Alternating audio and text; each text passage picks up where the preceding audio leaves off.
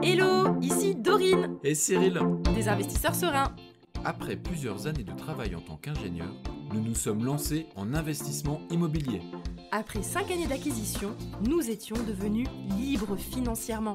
Dans ce podcast, nous vous partageons les stratégies et les bonnes pratiques pour développer votre intelligence financière. Dans le but non seulement d'être plus riche sur le papier, mais avant tout pour devenir plus libre et plus heureux. Alors, ouvrez grand vos oreilles et préparez-vous à atteindre vos objectifs. Bien gérer son bail et ses futurs potentiels problèmes avec le locataire. Hello les investisseurs sereins, j'espère que vous allez bien. Me revoici avec Bruno. Donc peut-être que vous avez entendu l'épisode précédent où on a parlé des faux dossiers. Dans cet épisode maintenant, j'avais envie d'aborder avec lui la suite. Qu'est-ce qui se passe une fois que j'ai trouvé mon locataire, j'ai trouvé un bon dossier, j'ai décidé qu'il allait rentrer tel jour. Maintenant, avec Bruno, on va aborder comment est-ce qu'on fait pour signer un bon bail, qu'est-ce que je dois mettre dans mon bail, et est-ce qu'il y a des garanties que je dois prendre pour m'assurer quand même, au cas où, ceinture et bretelles, en cas de loyer impayé. Salut Bruno, j'espère que tu es en forme là pour la suite. Salut Dorine, écoute, j'ai toujours le pantalon trempé avec la neige de ce matin, ça n'a pas séché, mais je pense qu'on est bien. Quand on aura fini, tout sera sec. Alors, donc là, on part du principe qu'on a trouvé un super locataire et qu'on est... Donc si vous ne connaissez pas Bruno, bien sûr, je vous invite à écouter les épisodes précédents. Il y a un gros épisode où il me raconte tout son parcours d'investisseur et également son logiciel de gestion locative qui s'appelle Monsieur Hugo.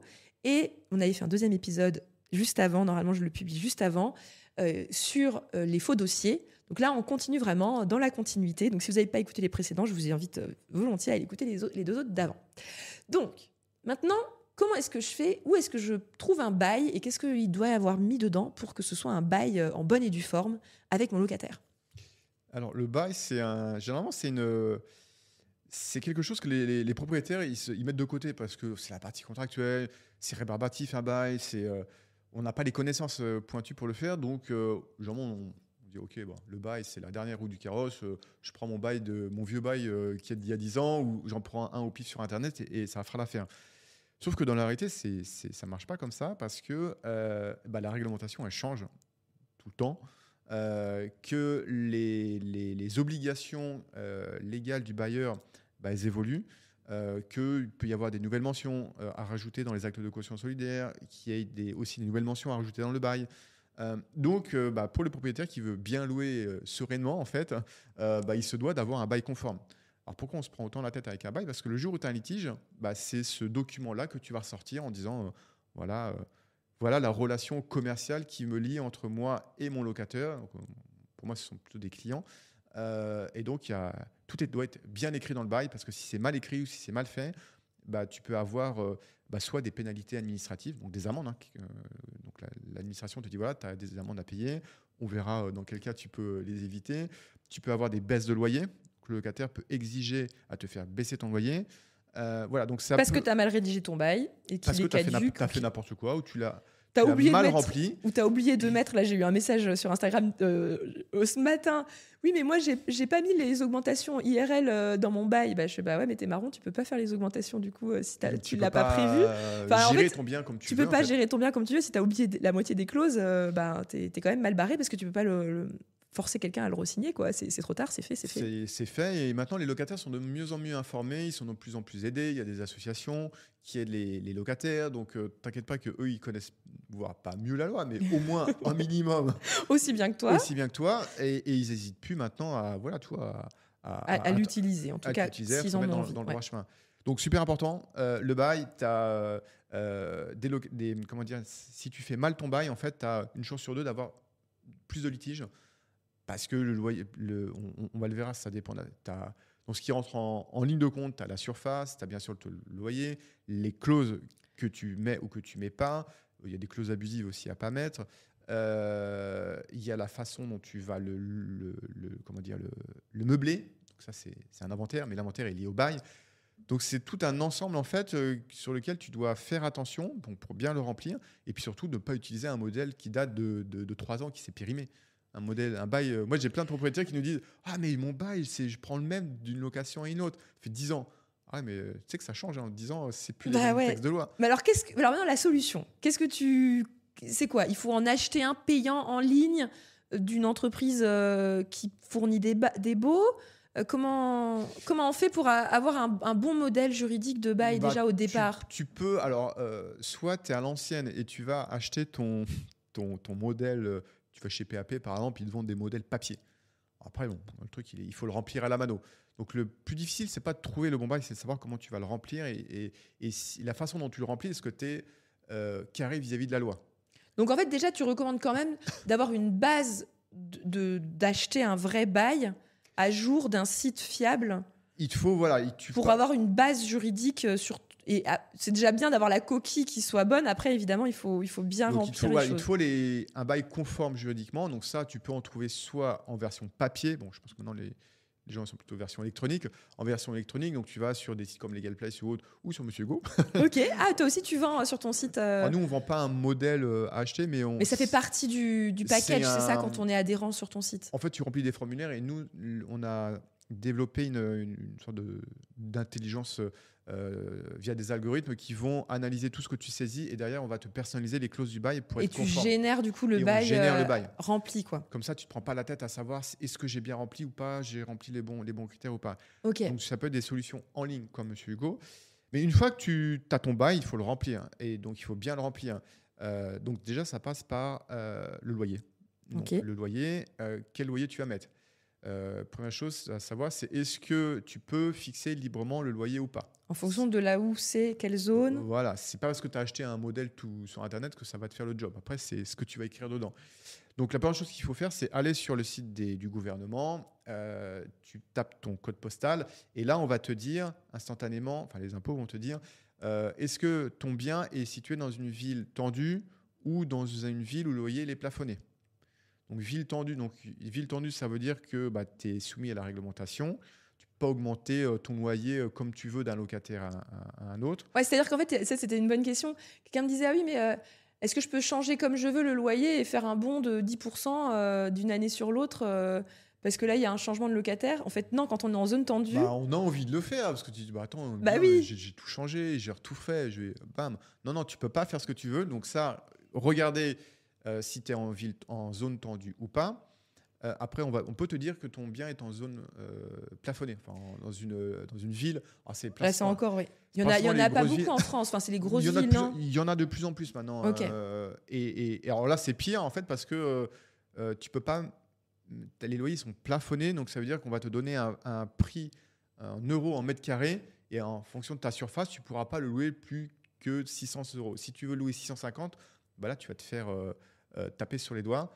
Donc, qu'est-ce que tu risques si tu ne respectes pas déjà la consigne au niveau du loyer? C'est des amendes qui peuvent aller jusqu'à 5 000 € si tu es un particulier ou jusqu'à 15 000 € si tu es une SCI.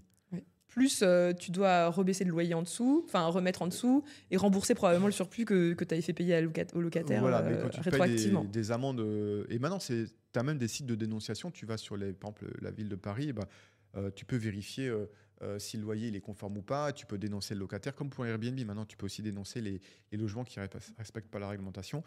Donc ça, le loyer, c'est super important. Il ne faut pas faire de bêtises. Il ne faut pas se tromper aussi sur l'estimation de la surface. Parce que Oui, on peut pas ça, mentir en se disant du coup je vais mettre 20 mètres carrés alors qu'il n'y en a que 18, comme ça augmente un peu mon loyer. Non, parce qu'un locataire un peu malin, il est pas bête et puis il peut mesurer ça, quoi. Alors, il y a une tolérance. Il y a une tolérance de 10%. Donc, ce qui veut dire que si tu n'as pas fait les diagnostics, on va dire tu le sais pas. Tu vois, moi on m'a dit ou je l'ai mesuré avec mon mètre, ça fait 22 mètres carrés et qu'en fait réellement il en fait que 17. Là, t'es mal parce que tu as dépassé les 10%. Donc là, tu as dépassé les 10%. Et donc, ce qui se passe, c'est que le locataire peut exiger une baisse de 10% du loyer. Bah oui, pour que ça revienne en fait et que ce soit correct. Et c'est rétroactif Bien sûr. depuis le début du bail. Donc ça, c'est voilà. Donc pas d'erreur sur les estimations pas d'erreur là-dessus. de surface. Alors sur le loyer, tu as des exceptions aussi dans la loi Allure, parce que c'est la loi Allure qui fixe tout ça.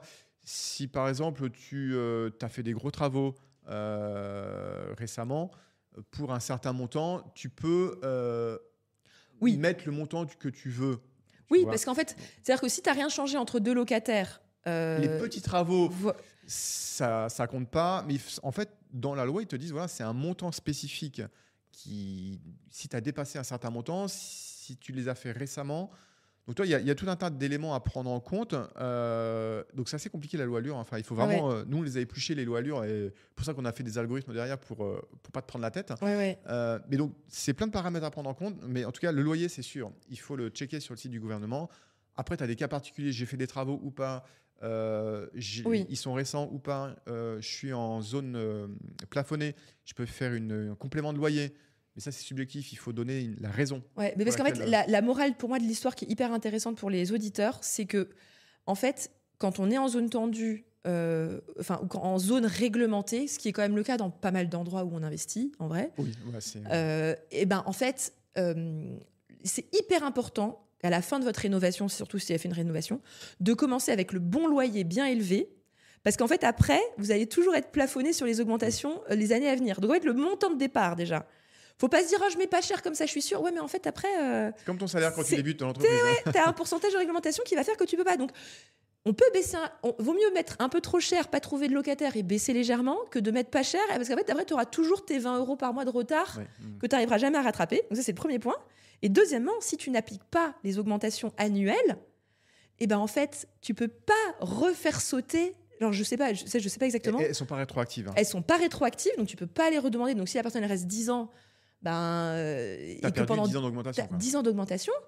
Et après, si tu veux réaugmenter d'un seul coup, je sais pas si au moment du changement de locataire, tu peux rattraper tes 10 ans d'historique. Non. Non, tu peux pas. Tu dois te baser sur le dernier loyer, il me semble. Et en plus, tu te bases sur le dernier indice IRL. Et donc, tu peux pas prendre celui il y a 10 ans. Mais oui. Donc, en fait, t'es vraiment. Si tu te prenais sur celui il y a 10 ans, là, tu aurais un gap énorme et tu pourrais. Je pense que tu peux quand même peut-être un minimum. Je sais pas exactement. Mais en tout cas, en gros, la morale de l'histoire, c'est vous mettez un bon loyer dès le départ. Et deuxièmement, vous augmentez tous les ans avec l'indice IRL. Ou si tu pour veux être pas sur une augmenter bonne le base. loyer, à ce moment-là, tu le dis au locataire, c'est un geste commercial. Tu dis voilà, cette année, ça s'est bien passé. Je sais que vous avez. Je suis sympa, je vous augmente pas le loyer. Mais au moins, il faut le dire pour que le locataire il se dise ah oui, il est sympa le propriétaire quand même, il m'a pas augmenté le loyer. Ouais. Tu peux l'augmenter. Mais le problème, c'est que t'as quand même le problème, c'est qu'à chaque fois que tu veux réaugmenter, tu dois te rebaser sur l'année d'avant. Donc en fait, ça te décale toutes tes augmentations. Mais après, tu as certains propriétaires qui veulent pas augmenter le loyer. Oui, moi je suis contre. Bon. Je suis contre. Mais il y en a qui le font parce que. Je l'ai fait, mais moi aussi je l'ai fait. Quand t'es en mode oui, non mais il est sympa, et puis machin, nana. Ou tu le fais pas parce que moi aussi je le fais pour certains logements où je n'augmente pas le loyer parce que je sais qu'on est déjà dans la fourchette très haute. Et je veux pas, je veux pas être dans un truc, passer des caps.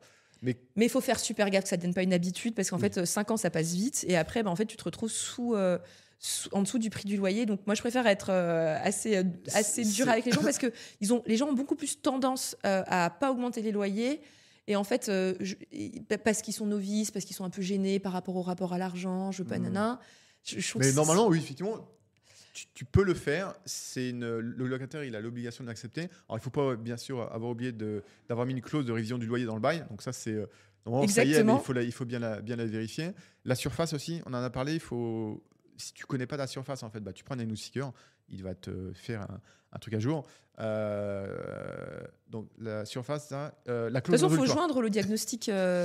Voilà, mais après, entre nous, on connaît beaucoup de propriétaires qui font les mises à jour de. Non, ils font pas les mises. Non, mais normalement, je crois que c'est pas forcément. Il n'y a pas besoin d'être à jour, mais il faut qu'il y en ait un. Ouais, il faut le faire. Il ne faut pas forcément qu'il soit récent, mais il faut qu'il y en ait un. Mais quand tu as du turnover avec des colocs et tout ça. Oui, tu peux pas passer ta vie à faire des DPE. Mais normalement, voilà, tu es censé le faire parce que ça fait partie des annexes dans le bail que tu es censé donner. Okay. Dans le bail, il y a une autre chose aussi. Il y a la clause résolutoire que tu dois bien avoir. Donc, les vieux contrats de location, c'est pas trop. Je trouve que ça n'existait pas. Mais en tout cas, il faut mettre cette clause, ça va te permettre de mettre dehors le locataire s'il ne respecte pas ses obligations légales. Oui, parce qu'en fait, c'est tout bête, mais si tu n'as pas prévu de mettre cette clause, c'est beaucoup plus compliqué en fait. Là, tu prends perpète. Déjà que c'est long pour le mettre dehors, donc en fait, ça accélère les procédures judiciaires. Donc, il ne paye pas son loyer, il ne te fournit pas l'attestation d'assurance. Et ça, normalement, si tu as pris un bail bien construit sur Internet, non, tu as la clause résolutoire. Il faut que normalement tu devrais l'avoir. Mais vérifie quand même. J'ai vu des contrats de location qui étaient un peu anciens, il n'avait pas de clause résolutoire. Ouais. Ah oui, et donc, parce qu'on est un peu pressé par le temps sur le temps du studio. Du coup, est-ce qu'il y a encore des trucs hyper importants qu'il faut avoir mis dans le bail là, qu'on n'a pas mentionné? Donc, on a mentionné la bonne surface, le bon loyer, les clauses pour augmenter les loyers annuellement, la clause résolutoire pour pouvoir le mettre dehors en cas de loyer impayé ou de gros problèmes. L'inventaire. L'inventaire des meubles. Et ça, tu le fais pour éviter que ton locataire requalifie ton logement en nu. Voilà, Donc, parce que tu as bien montré que tu avais tout à l'intérieur. tous les meubles. Donc ça, il faut vraiment, même les petites cuillères. Les gens disent non, les petites cuillères, on s'en fiche, tout ça. Mais tu as une liste. Mais ça, ça peut être l'état des lieux d'entrée qui est accolé au bail et qui est signé. Voilà, mais il faut que. Mais il faut que ce soit quelque part, quoi. Il faut que ça fait partie des documents. Des documents contractuels, d'entrée. parce que c'est signé par le locataire. Donc l'inventaire super important, ça permet de prouver que tu as bien meublé ton logement. Voilà. Le locataire ne peut pas te dire ah mais t'as oublié des assiettes. Non, c'est dans Le document de la caution solidaire aussi, enfin le fameux document rédigé. L'acte de caution solidaire. L'acte de caution solidaire Ouais. par les garants. Donc ça, il faut bien les avoir aussi. Donc ça doit être. Alors celui-là, ce document, il doit être aussi à jour parce que ça Ouais. évolue constamment. Faut pas oublier les mentions, sinon il vaut rien. Et ça, c'est le document super important. Donc ça, il faut qu'il soit signé, qu'il soit à jour. On a fait déjà pas mal de tours sur les. Et demander peut-être l'assurance habitation.